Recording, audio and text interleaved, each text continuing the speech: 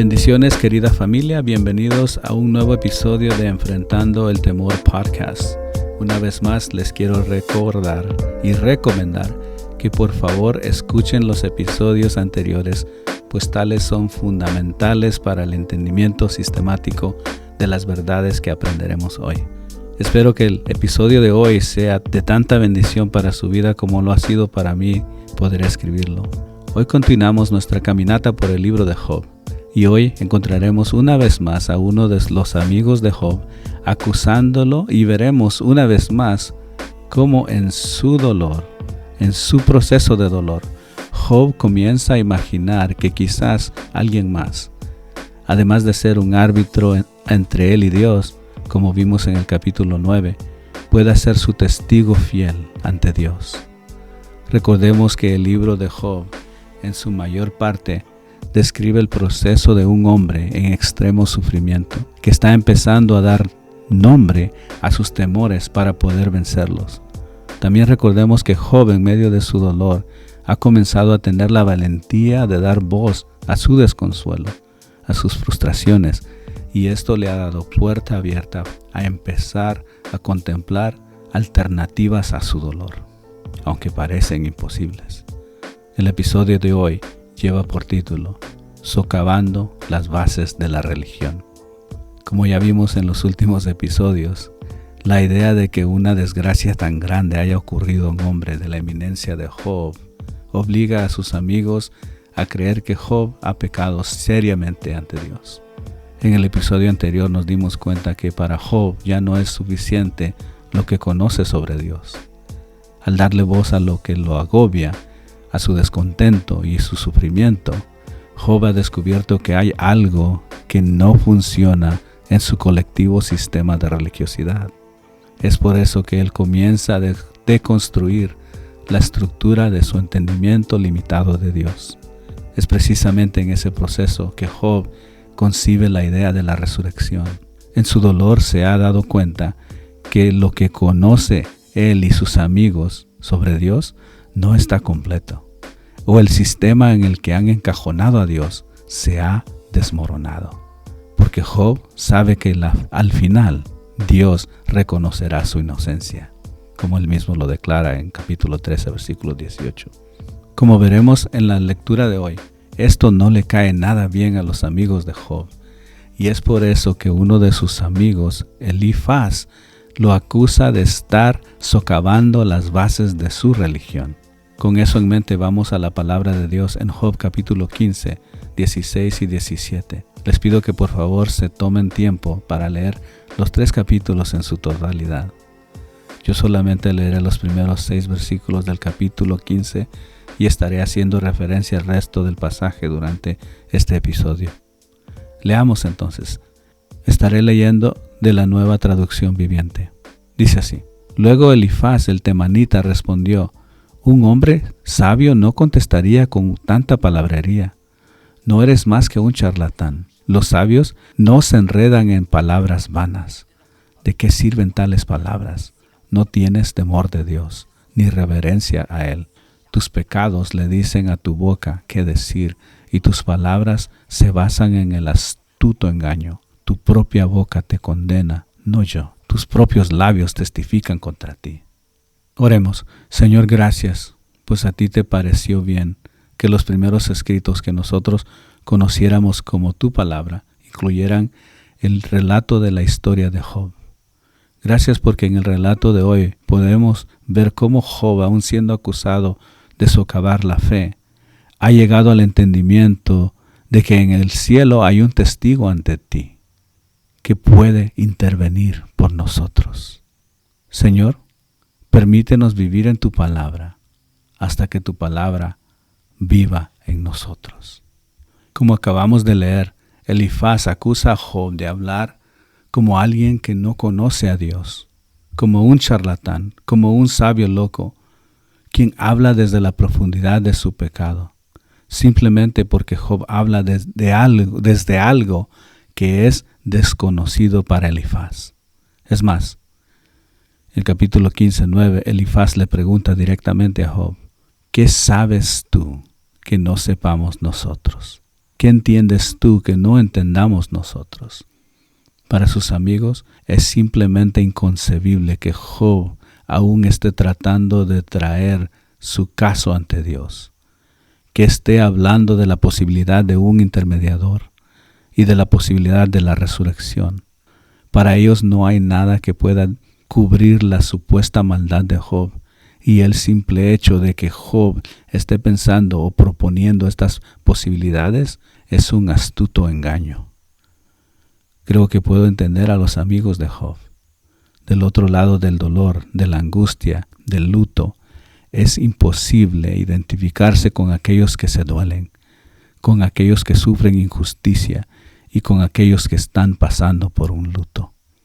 Quiero proponer que hay enseñanzas que solo podemos aprender aquellos que estamos pasando por sufrimiento y dolor. Hay verdades que solo descubrimos cuando lo que conocemos como verdad ya no tiene sentido. Job quiere entender su situación. Para eso deconstruye las paredes cubiertas de moho de su casa teológica.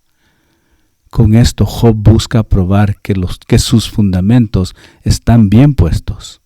Job no está buscando destruir su fe, pero sí remover todo aquello que no le permite ver quién Dios verdaderamente es.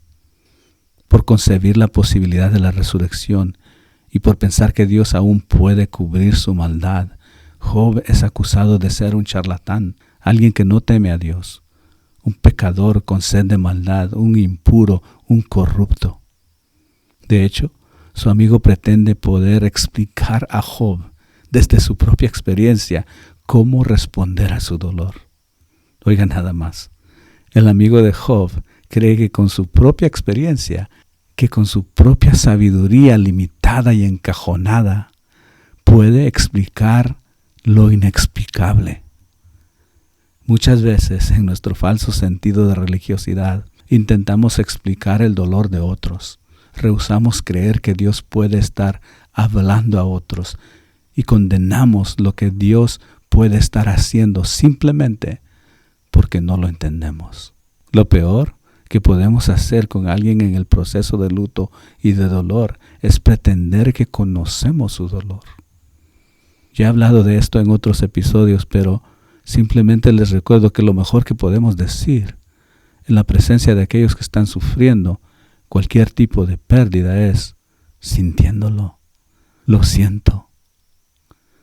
Elifaz condena a Job y declara que lo que le está pasando a Job solo le pasa a los malvados. Por lo tanto, en su estado de maldad, Job no debe confiar en su propia sabiduría. Job capítulo 15, 31. Pero me encanta la respuesta de Job en el capítulo 16 y 17. Job simplemente responde: ¿qué consejeros tan miserables son ustedes? Bla, bla, bla. No tienen nada nuevo que decir. Si ustedes estuvieran en mi lugar, yo podría recitarles lo que este sistema roto tiene que decir. Yo también podría lanzar críticas y pedradas y menear mi cabeza ante ustedes. Pero ustedes no están en mi lugar. Ustedes no pueden ver que desde mi punto de vista, nada de lo que me está pasando tiene sentido. Ahora que estoy en esta batalla, dice Job, yo sí les daría palabras de ánimo e intentaría aliviar su dolor. Job 16:5.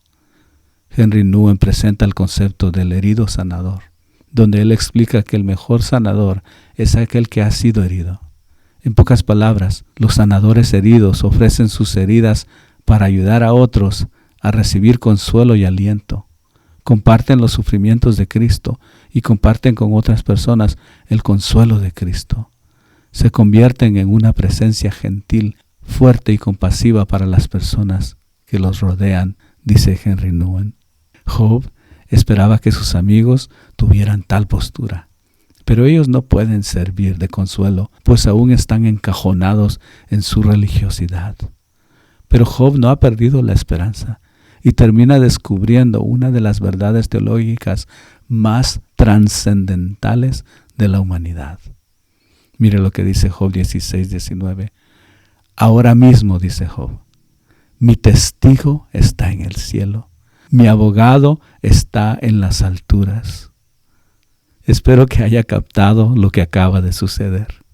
Job acaba de descubrir que su deseo de que existiera un mediador entre él y Dios es más que un deseo, es una realidad. Se le es revelado que ahora mismo ya hay alguien intercediendo por él. Su testigo y abogado está en el cielo. Dios es su testigo y él dará cuenta a Dios. ¡Wow! ¿Cómo es que este hombre, con un conocimiento tan limitado, bajo un sistema de religiosidad tan simple, logra concebir tal verdad? Job acaba de descubrir una de las columnas más fuertes de su fe. Su abogado está en las alturas. Su abogado es Dios mismo. Quizás de este lado de la cruz esto parece tan básico para nuestra fe, pero no lo era así para Job.